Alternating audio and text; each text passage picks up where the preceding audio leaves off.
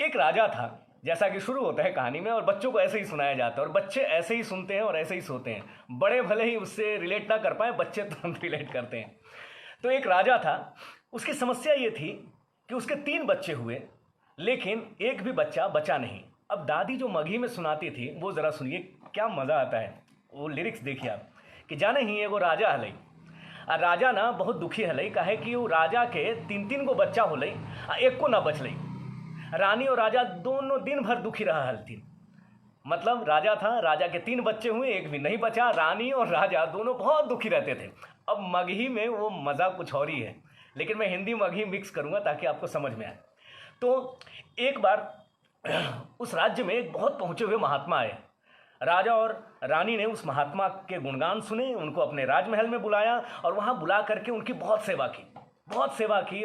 रातें बिताई उनके साथ, उनके पैर दबाए, उनको खाना खिलाया, उनको स्नान कराया। दिन रात की सेवा से महात्मा बहुत प्रसन्न हो गए। एक दिन महात्मा बैठे थे, राजा और रानी भी बैठी थी, और अचानक उन्होंने पूछा कि तुम दोनों के चेहरे पे मैं कई दिनों से देख रहा हूँ एक उदासी छाई रहती है, हंसते नहीं हो, कभी कुछ बोलते नहीं। कई बार मैंने तुम दोनों को रोते हुए भी देखा है। तो राजा और रानी, क्या बात है, तुम उदास क्यों हो? अब दादी ये प्रसंग जब मगही में सुनाती थी वो सुनिए, कि राजा बहुत उदास हले। एक दिन साधु के पैर दबाइते दबाइते राजा और रानी के आंख से आंसू निकले लगले। तो जब राजा रानी के आंख से आंसू निकले लगले तो महात्मा पूछलथिन कि ये राजा, तो काहे रोबा है? रोवे के कारण का हो? अब कौन सा दुख हो तोरा मन में? सब कुछ तो हो, इतना बड़ा राज्य हो, धन दौलत, हाथी घोड़ा ऊंट सब तो हो, तो काहे रोबा है राजा? मतलब देखिए मिठास, देखिए बोली की कि हे राजा, इतना सब कुछ तो है तुम्हारे पास, हाथी है, घोड़ा है, ऊंट है, इतना बड़ा राज्य है, फिर रोते क्यों हो? क्यों ये आंसू? तो राजा ने रोते रोते बताया कि सब कुछ है महाराज, पर हमारे संतान नहीं है, और 3 संतानें हुई और तीनों के तीनों मर गईं। चौथी संतान हम डर के मारे नहीं सोच रहे हैं, क्या वो भी मर जाएंगी? तो साधु ने खुश होकर के एक वरदान दिया और बोला कि राजा, मैं वरदान देता हूं कि चौथी संतान होगी, बस एक शाप है तुम्हारे ऊपर, जो उस पर पूरित मत होने देना। तो राजा ने कहा कि क्या महाराज? तो साधु महाराज ने कहा कि जब वो पैदा हो तो 1 साल तक वो ज़मीन नहीं छूना चाहिए, ज़मीन पे उसके कदम ना पड़े, पैर ना पड़े, वो ज़मीन पे नहीं खेलना चाहिए। बोला महाराज ये कैसे होगा? एक बच्चा, एक छोटा बच्चा, वो ज़मीन पे ही तो चलना, घसकना, खिसकना जिसको कहते हैं, वो सीखेगा। तो बोला नहीं राजा, एक बड़ा सा झूला बनाओ। वो राजकुमार जब तक 1 साल का ना हो तब तक उसी में पलटी खाएगा, उसी में खिसकेगा, जो कुछ भी करना है वो राजकुमार उसी झूले में करेगा। तो कहते हैं राजा ने एक बहुत बड़ा झूला बनवाया। रानी और राजकुमार पूरे 1 साल तक, राजकुमार तो नीचे नहीं ही उतरे, रानी भी उसके साथ झूलती रहती थी। तो चूंकि वो झूल झूल के बड़ा हुआ, तो लोक कथाओं में, दंत कथाओं में आया कि उसका नाम पड़ा राजकुमार झूलन प्यारे, जिसको झूलने से बहुत प्यार हो। राजकुमार झूलन प्यारे झूले में झूलते हुए बड़े हुए। 1 साल बाद ज़मीन पे उन्होंने अपने पैर रखे, बिल्कुल नहीं, वो स्वस्थ रहे, सब कुछ अच्छा चलता रहा और राजकुमार बड़े हो गए। बड़े हुए तो बहुत बुद्धिमान हुए। जब बुद्धिमान हुए तो हुआ कि इनके योग्य एक ऐसी कन्या ढूंढी जाए जो इनके बराबरी की हो। तो हुआ कि चारों तरफ सिपाही भेजो और पता लगाओ कोई ऐसी राजकुमारी, कोई तो ऐसा हो जो इनके बराबरी का हो, सुंदरता में, गुणों में। तो पता चला कि बगल के देश में एक राजकुमारी है तो बड़ी सुंदर, पढ़ी लिखी भी है, लेकिन बहुत अहंकारी है। जैसा ही कई बार कहानियों में आप सुनते हैं। भाई देखिए, अगर सुंदरता है, हम, मेरी दादी जैसे कहती थी, मैं वैसे कह के बताता हूँ कि जाने ही बउआ, मतलब जानते हो बउआ, जब सुंदर होगा ही ना कोई, और जब ओकरा में गुण भी होगा ही, मतलब अगर कोई सुंदर हो और गुण भी हो, और खास करके वो लड़की हो, तो अहंकार आइए जाए, मतलब थोड़ा सा अहंकार तो आ ही जाएगा। तो गुण के साथ, रूप के साथ कई बार अहंकार आ जाता है। तो राजकुमारी में भी आ गया था। राजकुमार को ये बात पता चली, उसने बोला कि ऐसा क्या है, मैं जाकर पता करता हूँ। और उसने अपने माँ बाप से वादा किया कि मैं जा करके उस राजकुमारी को जीत करके आपके लिए लेकर आऊँगा और उसको इस नगर की बहू बनाऊँगा, उसको इस महल की बहू बनाऊँगा, वो मेरी पत्नी बन के रहेगी। तो राजकुमार अपने लाव लश्कर के साथ निकले और चले दूसरे राज्य की ओर। दूसरे राज्य में जब वो पहुंचे तो देखा कि नदी किनारे, अब यहाँ से संगीतमय यात्रा शुरू होती है। नदी किनारे बहुत सुंदर कपड़े सूख रहे हैं, बहुत सारे कपड़े, दुपट्टे, साड़ियाँ। ऐसे कपड़े राजकुमार ने कभी देखे नहीं थे। वो उनके पास गए तो देखा क्या कि उन साड़ियों पे, उन दुपट्टों पे ना कुछ पहेलियाँ लिखी हुई हैं। उन्होंने पढ़ा उस पहेली को, बड़े अद्भुत बड़े अजीब सी पहेलियां थी और बहुत ही लिरिकल, मतलब जिसको कहते हैं काव्यमय चीज़ें लिखी हुई थी, कविता रूप में कुछ थी पहेलियां। तो उन्होंने धोबन से पूछा कि ये क्या है, किसके कपड़े हैं और ये क्या लिखा है। तो धोबन ने बताया कि शायद तुम इस शहर में नए हो, हमारे नगर में, अगर पुराने होते तो पता होता कि राजकुमारी के कपड़े हैं और राजकुमारी के दुपट्टे और साड़ियों पे जो पहेलियां लिखी हैं उनको आज तक कोई उनका उत्तर नहीं दे सका। अगर इनका उत्तर दे दोगे तो जो भी इन पहेलियों के उत्तर दे देगा वो राजकुमारी उससे विवाह कर लेगी, उसकी शादी राजकुमारी के साथ हो जाएगी, और यदि उत्तर न दे सके तो उम्र कैद दे दिया जाएगा। मतलब राजकुमार ने पूछा इसका मतलब, तो धोबन ने बताया कि अब तक 100 लोगों को उम्र कैद दिया जा चुका है। 100 लोग थे जिन्होंने हिम्मत की, जिन्होंने कोशिश की कि इन सवालों का जवाब दिया जा सके, नहीं दे सके, और राजकुमारी ने सबको जेल खाने में कैद कर रखा है, सब कारागृह में बंद हैं। राजकुमार को बड़ा गुस्सा आया, बोला इतना अहंकार, तो एक काम करो, जाओ अपने अहंकारी राजकुमारी को कहो कि राजकुमार आया है और कल हम भरे दरबार में इन सवालों का जवाब देना चाहते हैं। यह खबर राजकुमारी तक गई और राजकुमारी को पता चला कि कोई उसकी चुनौती स्वीकार कर रहा है। तो दूसरे दिन दरबार लगा और दरबार में राजकुमारी आमने सामने बैठी, राजकुमार बैठा, और दोनों के बीच जो संगीत में जवाब सवाल हुआ वो मैं आपको सुनाता हूँ। दादी बहुत अच्छा सुनाती थी, मैं कोशिश करता हूँ वैसे ही सुनाऊंगा। तो पहले ही मैंने बताया कि दादी कहती थी कि जब गुण आवे ही ना बुआ, मतलब गुण आ जाता है, और जब रूप भी होगा ही ना तो अहंकार आइए जाए। तो अहंकारी राजकुमारी ने अपना सवाल शुरू किया और उसने कहा कि यदि तुम मेरे सारे सवालों के जवाब, सारे का मतलब बहुत सारे थे, मैं इस समय सिर्फ 4 सुनाऊंगा, क्योंकि अगर मैं पूरे सुनाने लगूं तो ऑलमोस्ट 10-20 सवाल हैं, उस सवालों के गाते गाते ये घंटा निकल जाएगा। तो राजकुमारी ने अपना पहला सवाल किया भरे दरबार में कि अगर तुम इसका जवाब दे देते हो तो ठीक, मैं आगे बढ़ूंगी, और अगर नहीं तो तुम्हें उम्र कैद दे दी जाएगी। तो पहला सवाल था राजकुमारी का। ये पूरा गाना मगही में है, मैं आपको गा के सुनाता हूं, फिर उसको मैं हिंदी में ट्रांसलेट भी करता चलूंगा।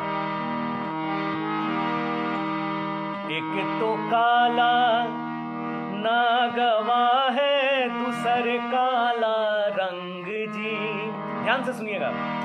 एक तो काला नागवा है, दूसर काला रंग जी, तीसर काला तुम जो बूझो तब लगे तिरिया हाथ जी, तीसर काला तुम जो बूझो तब लगे तिरिया हाथ जी। इसका मतलब एक तो काला नगवा है, नगवा मतलब नाग, यहां मैंने बोला था पहले ही कि मैं देशज और अपभ्रंश शब्दों का इस्तेमाल करूंगा।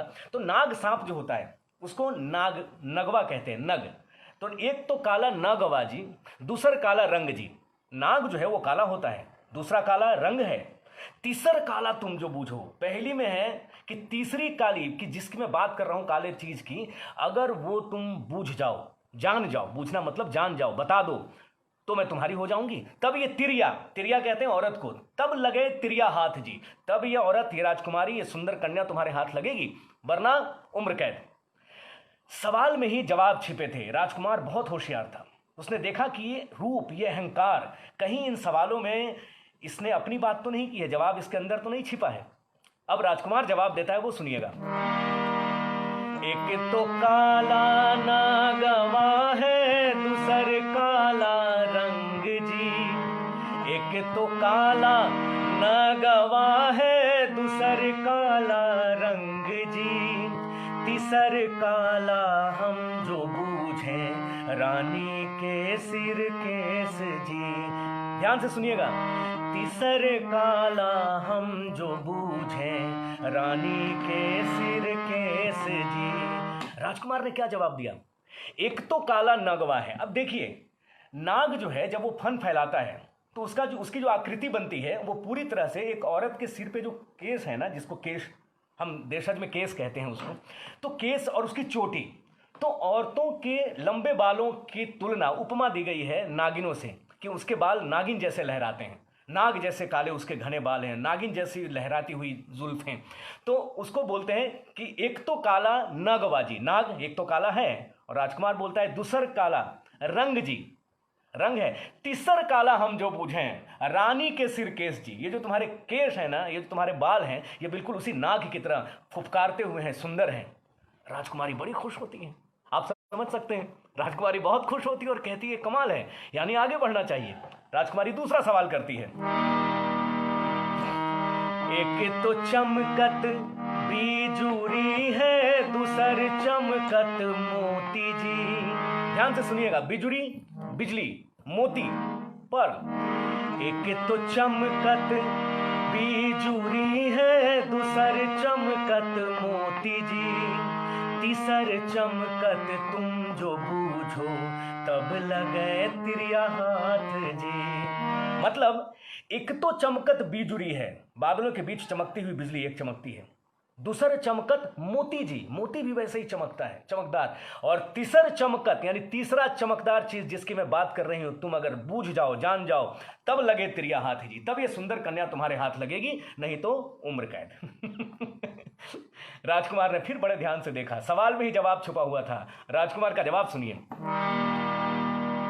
एक तो चमकत बिजुरी है, दूसर चमकत मोती जी।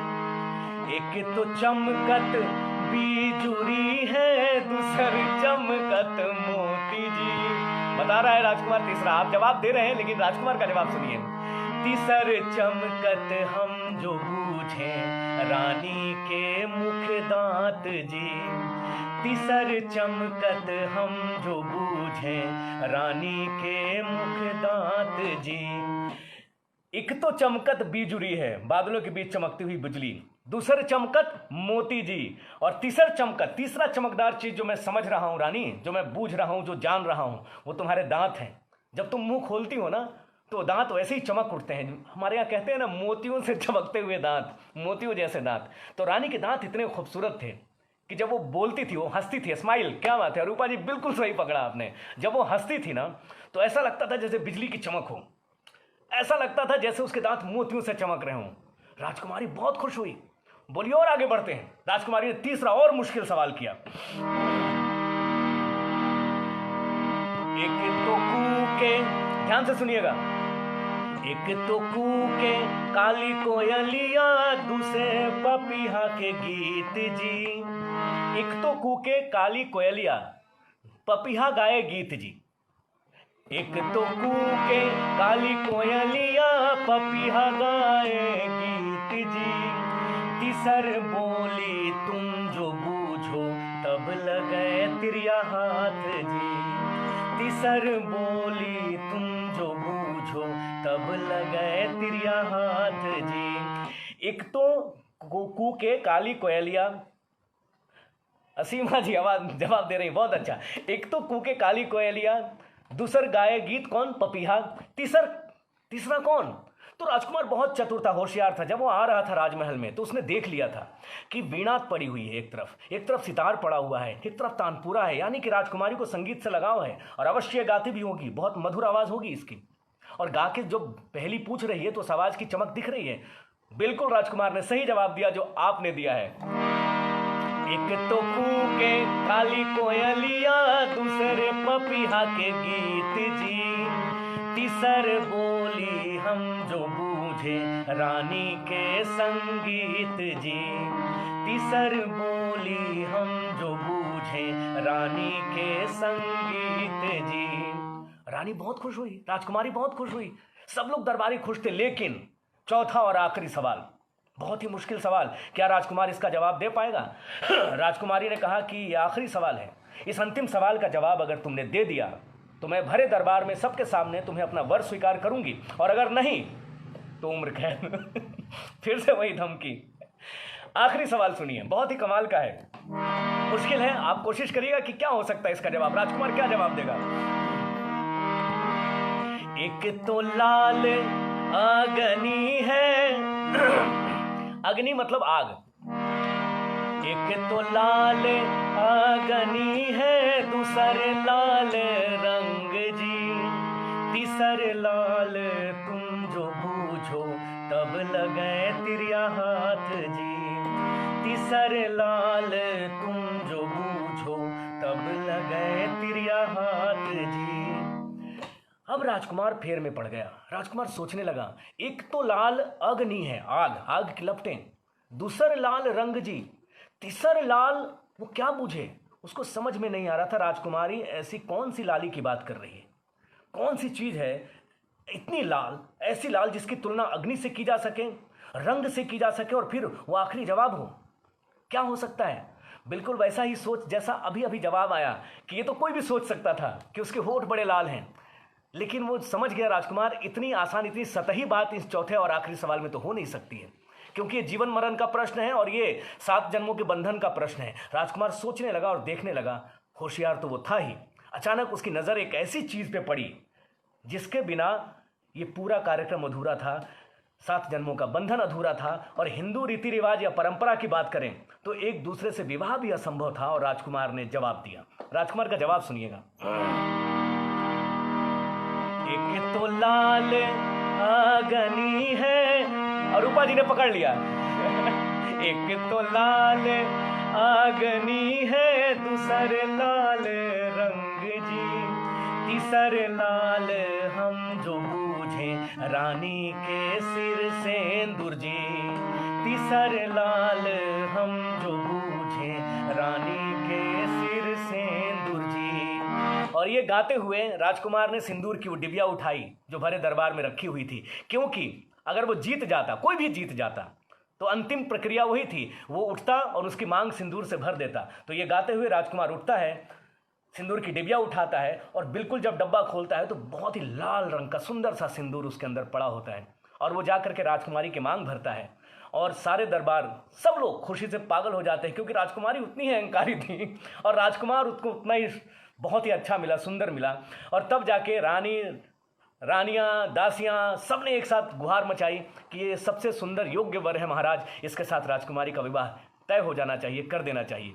तभी हमने देखा कि थोड़ी ही दूरी पे अचानक ढोल ढमाकों की आवाज़ सुनाई देने लगी। राजकुमार के माँ और पिताजी वो जानते थे कि हमारा राजकुमार जीतेगा ही जीतेगा। वो पहले से ही बारात लेके चल चुके थे, उनको पता था हमारा राजकुमार जीतेगा और हम अपनी बहू को लेकर के ही आएंगे अपने राज्य में। तब तक ढोल ढमंके शुरू हो जाते हैं, राजकुमार और राजकुमारी का विवाह हो जाता है, और राजकुमार झूलन प्यारे अपनी सुंदर सी पत्नी को लेकर, बहू को लेकर के अपने राज्य वापस चला जाता है। और यहाँ राजकुमार झूलन प्यारे की शादी तक की कहानी खत्म होती है, विवाह तक की कहानी तो और भी लंबी है जो दादी सुनाया करती थी, और भी बहुत सारी बातें हैं उसमें, लेकिन ये कहानी, चूंकि ये हिस्सा मुझे याद रह जाता था हमेशा, जब दादी सुनाती थी मैं हर बार बोलता दादी दादी वो पहली वाला सुनाओ, जब राजकुमारी सवाल करती है और राजकुमार जवाब देता है, और ये सुनते सुनते मैं सो जाया करता था। तो ये राजकुमार झूलन प्यारे की कहानी थी। एक छोटी सी कहानी और है, और वो भी मैं दादी से ही सुनता था अगर सही सही समय है तो 5 से 7 मिनट की वो कहानी है, मैं वो भी पूरी कर दूं अगर आप इजाज़त दें, ऐसा लगता हो तो। उम्मीद है आपको ये कहानी पसंद आई होगी। ये बचपन की यादें हैं बस, ये तो कहानियाँ तो बहुत सारी हैं। अस्मिता जी, ओह आप सबका बहुत बहुत धन्यवाद, आपने जवाब भी दिया। रूपा जी ने तो पकड़ लिया कि वो सिंदूर कट की डिबिया होगी, क्या बात है हाँ, बच्चों की कहानी हम दिमाग लगाते थे उस समय, आखिर क्या होगा, राजकुमार क्या बोलेगा। चलिए मैं आपको दूसरी छोटी सी कहानी सुनाता हूँ। ये सारी कहानी हम सब ने कभी ना कभी सुन रखी है, कुछ नहीं।